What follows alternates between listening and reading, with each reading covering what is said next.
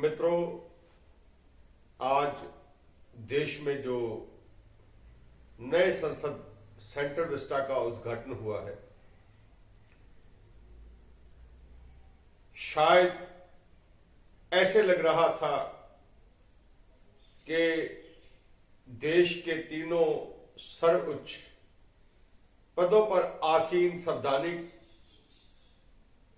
लोग, जिनका लोकसभा में, राज्यसभा में और संसद में, संसद का मतलब राज्यसभा और लोकसभा के दोनों सदनों के जो उच्च पद पर आसीन हमारी बहन आदिवासी समाज की दलित महिला श्रीमती द्रौपदी मुर्मू जी, राज्यसभा के उच्च सदन पर आसीन अध्यक्ष जगदीप धनखड़ जी, उपराष्ट्रपति, और लोकसभा के अध्यक्ष ओम बिरला जी, आज तीनों की हत्या कर दी गई। आज तीनों का इतना अपमान किया गया, ऐसे लग रहा था आज दिल्ली हस्तिनापुर बन गई। आज ऐसे परिदृश्य उजागर हो रहा था कि घमंडी पर्सन का राज्याभिषेक हो रहा था। अगर सच कहूं तो मन तो कहता है कि अगर इसका राज्याभिषेक हो जाए, इस कौरव सेना का अंत करने के लिए वनेश फोगाट, साक्षी मलिक, हरियाणा की जूनियर कोच, ऐसी हजारों बेटियां जिनकी अस्मत इन लोगों ने लूटी हुई है, लूटने की कोशिश की है, और इस हस्तिनापुर के राज्य भवन में जो दुशासन बैठे हुए थे, ब्रजभूषण शरण सिंह जैसे अनेक बलात्कारी, विभाचारी, हत्यारे, आज अगर ये लोकतंत्र ना होता, भारत में लोकतंत्र ना होता, तो मां कसम मजा आ जाता इन महिलाओं के अपराधियों का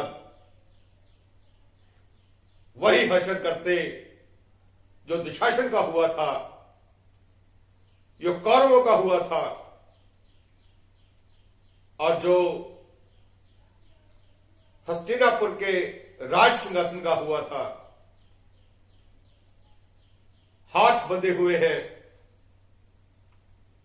क्योंकि हम विश्व के सबसे बड़े लोकतंत्र के अनुयायी हैं।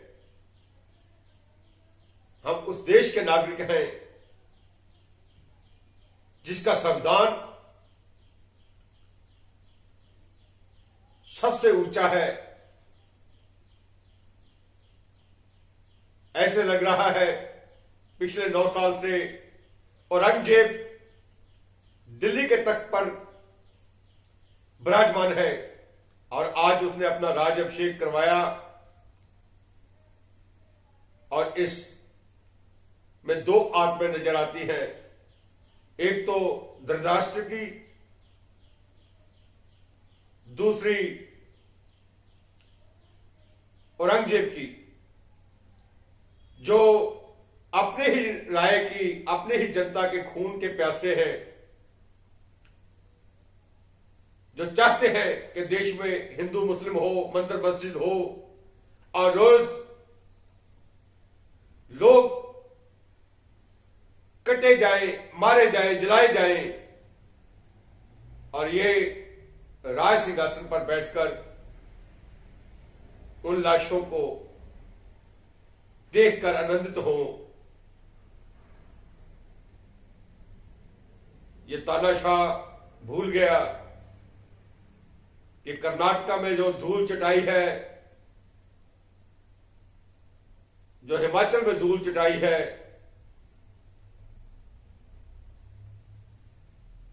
जहां जहां भी अब इलेक्शन होगा वहां वहां भारत के नागरिक तुम्हारी वो गंदी मानसिकता, मंशा कभी पूरी नहीं होने देंगे कि तुम नागरिकों को पर्चा बना लो। तुम लोकतंत्र की हत्या करना चाहते हो, संविधान की हत्या करना चाहते हो, और हम इस लोकतंत्र को बचाना चाहते हैं, संविधान को बचाना चाहते हैं, देश को बचाना चाहते हैं।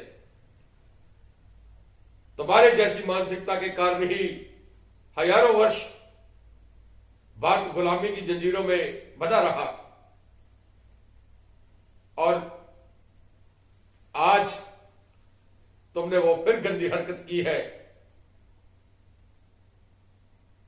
तुम्हारी वो कामना इस जन्म में पूरी नहीं होगी,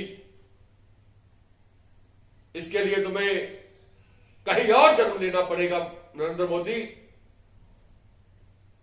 मगर 2024 के बाद तुम्हारे कुकर्म का हिसाब होगा, और जो तूने भारतीयों के खून का जश्न मनाया है, जो होली खेली है, भारतीयों के निर्दोष खून से जो आपके हाथ रंगे हुए हैं, उसका हिसाब भारत का हर एक नागरिक लेगा, और वो हिसाब तुम्हारे आने वाले दिन जो है वो तुम्हें ना तो रात को सोने देंगे और ना दिन में चैन से बैठने देंगे। तुम समझते हो कि नपुंसकों की एक फौज तुम्हारे साथ है, अंधभक्तों की एक फौज तुम्हारे साथ है, और तुम देश में 142 करोड़ भारतीयों पर ऐसे ही दंदनाते रहोगे उनके खून के प्यासे, तो तुम्हारी भूल है।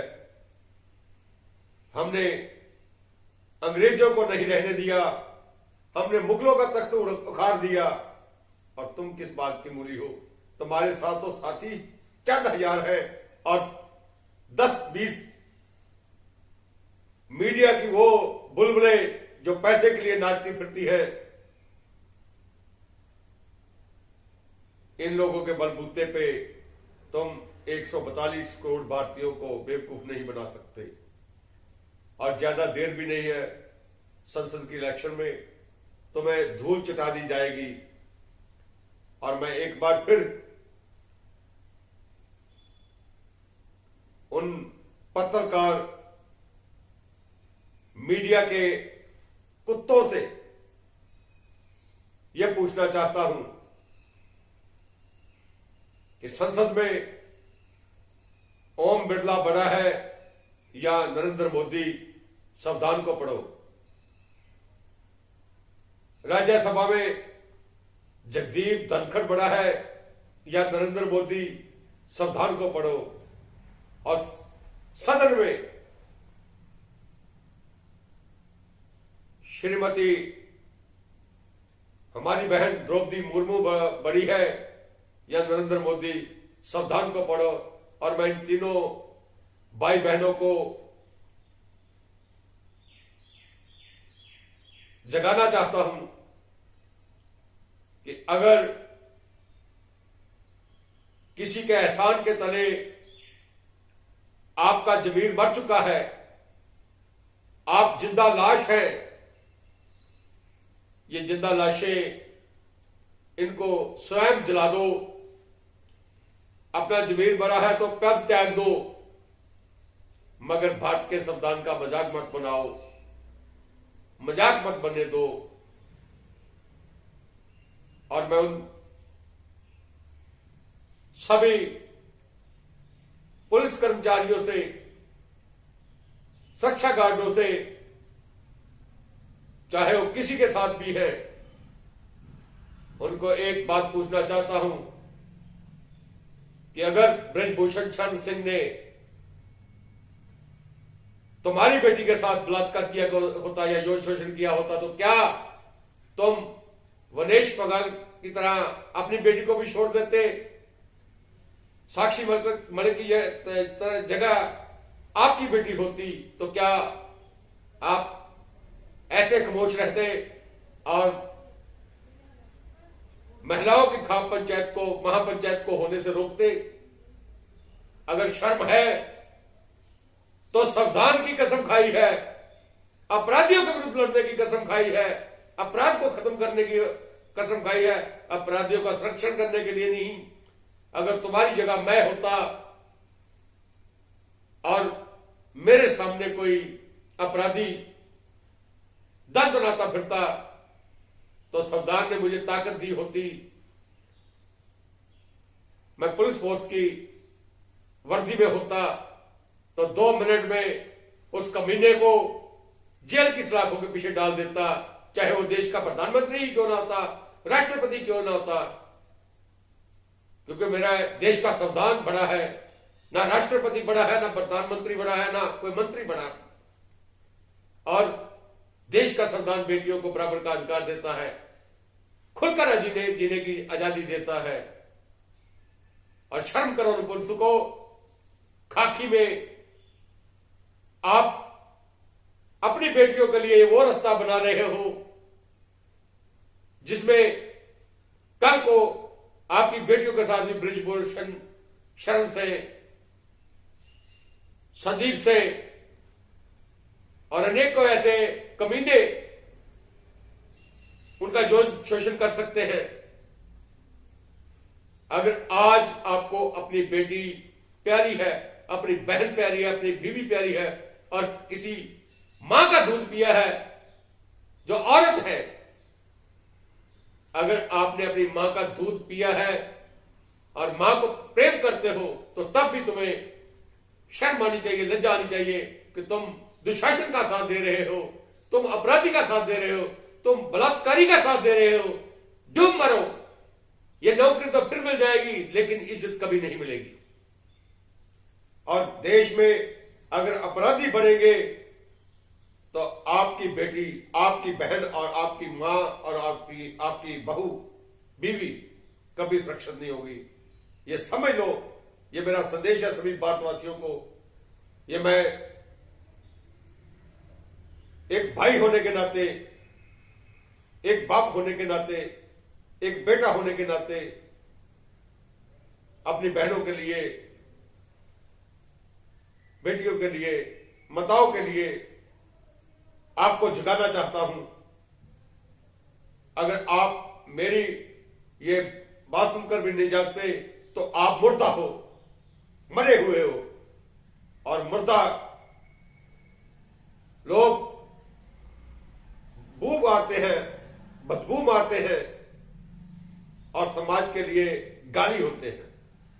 डूब मरो अगर तुम अपराधियों का संरक्षण कर रहे हो, अपराधियों को बचा रहे हो, चाहे वो देश का प्रधानमंत्री है, चाहे वो कोई मंत्री है, चाहे वो मुख्यमंत्री है, तो समझो कि आप देश के नागरिक नहीं, देश प्रेमी नहीं, आप देश के दुश्मन हो, अपराधी हो तुम भी।